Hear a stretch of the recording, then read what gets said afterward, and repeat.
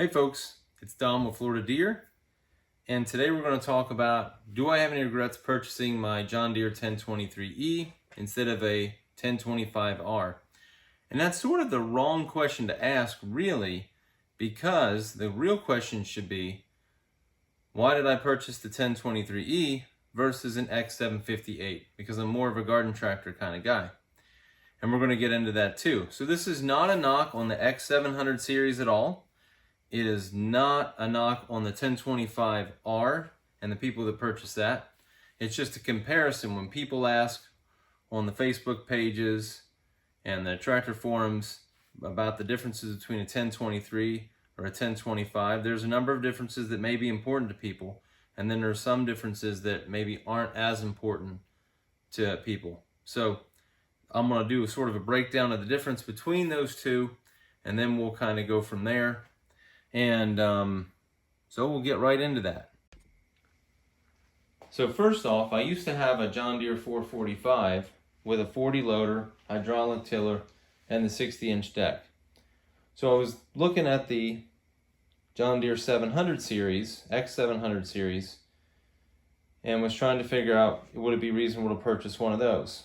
Well, at the time that I purchased the 1023, the John Deere X758 was running around was running around 14,600. That was with the tractor and a 54-inch deck. And that's what I got for the 1023, was a 54-inch deck, so that's comparable. But the X758 didn't come with a rear PTO. It didn't come with the 3-point hitch, and I imagine those together are well over $1,000 from John Deere. And it didn't come with a John Deere factory loader. I could buy a CTC loader, but that was going to be in the ballpark of around $4,000, maybe a little less.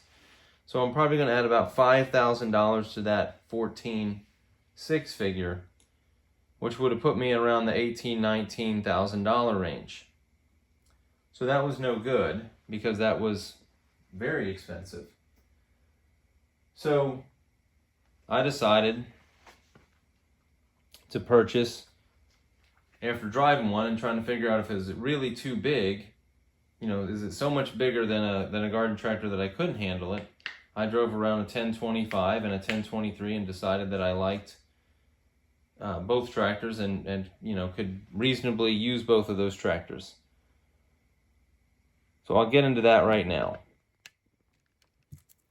So this is what made this deal so sweet, really, and why I chose the 1023, or it certainly made it real easy to choose the 1023, was that I could get the tractor and the loader for about $11,000, mulch kit for $225, and the deck for $23.50, which was a total out the door after tax and all that stuff, just under $14,600. And if you recall, I said I could get a 758 with a 54-inch deck for $14,600, but that was before tax, and this is an after-tax figure. This is also an after-loader figure, an after 3-point hitch figure, and an after rear PTO figure. So the garden tractor thing was just out the window because John Deere was offering such an incentive on these. And I think they were just offering this incentive for a very short time, so I ended up just getting, I would say, pretty lucky, because it's basically something I just kind of stumbled on. And had I not bought a 1023E at that time, I probably would have never bought one, because it never would have been such a great deal that it made it so much more attractive compared to the other tractors. So why did I buy the 1023 over the 1025? Okay, so let's go over some of the differences between the 1023E and the 1025R. And I'll show you a quick sheet from the brochure in the year that I bought it, so you can take a look at this now. So here's the breakdown between the two tractors in the year that I bought it, which was it's 2018. This might have been a 2019 brochure, but as you can see, 15.3 PTO horsepower versus 18, 22.4 horsepower versus 24.2 engine horsepower. Size of the engines is 0.3 liters, or a little less than 0.3 liters. But as you can see, the hydraulic capacity, the pressure, the lift, all this stuff is the same. And then same thing up here. All this was the same as well, except for the weight. It's 99 pounds heavier, the 1025R is. And it goes over some of the bells and whistles features. Again, the toolbox did come with the 1023E. And you can't get a cab on the 1023E as well.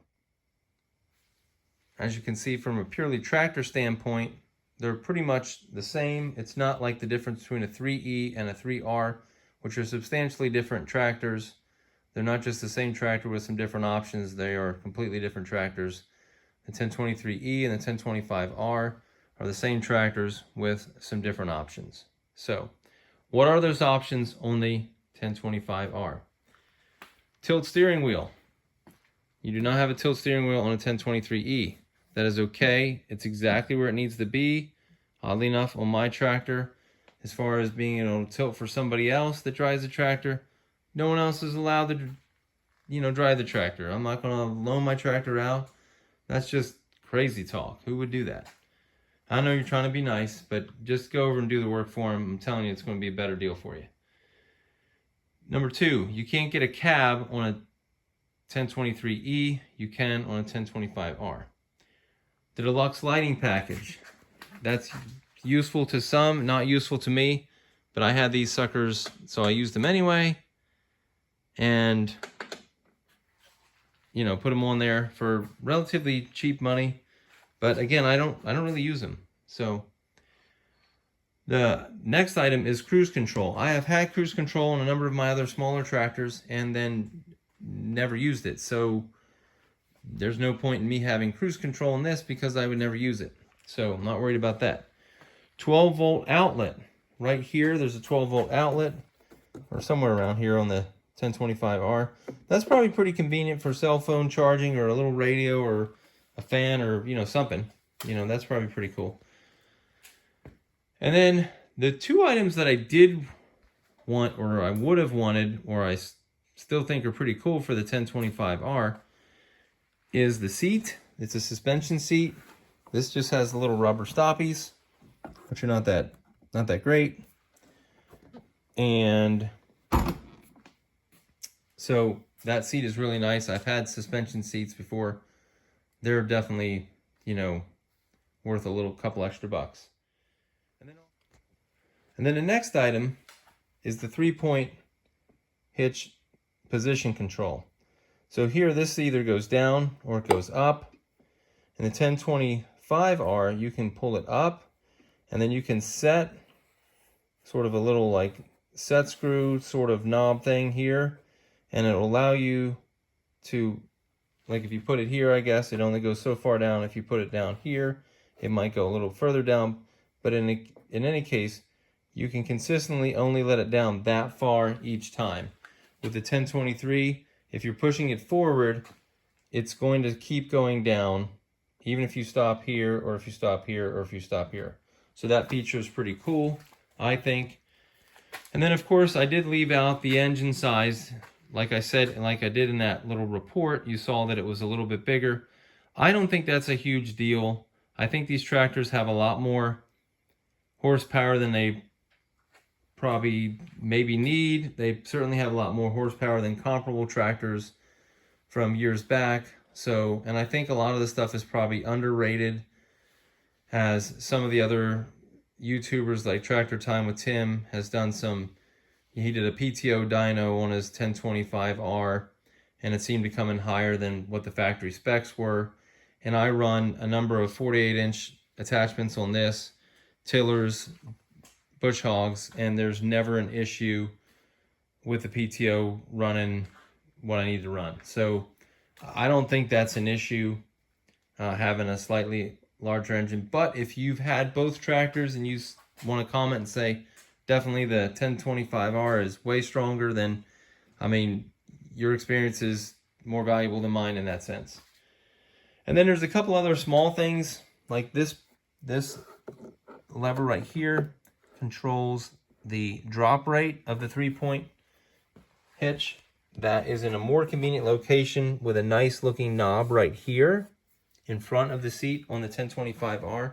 And the 1025R comes with a little hood ornament that's like silver. It's real fancy looking. And so you get those features too. And then the fenders are not mostly green, they're mostly like black in this section area right here, and then same thing over there, I believe, if I'm not mistaken. And that pretty much wraps up the differences between the two tractors. And again, most of the sales are 1025Rs, so certainly plenty of people find the value in those. So hopefully this video helped you trying to decide whether you want to spend the extra money for an R or that you were going to be, happy with an E. In any case, if you did like the video, please hit the like button and help me out. And if you wanted to see more videos like this, dealing with the John Deere 1 series and some garden tractors, you can hit the subscribe button in your upper left-hand corner. And then coming up in the other corners of the screen, there's going to be a couple other videos if you want to continue watching some related topics. I appreciate you watching. Have a great night. Bye.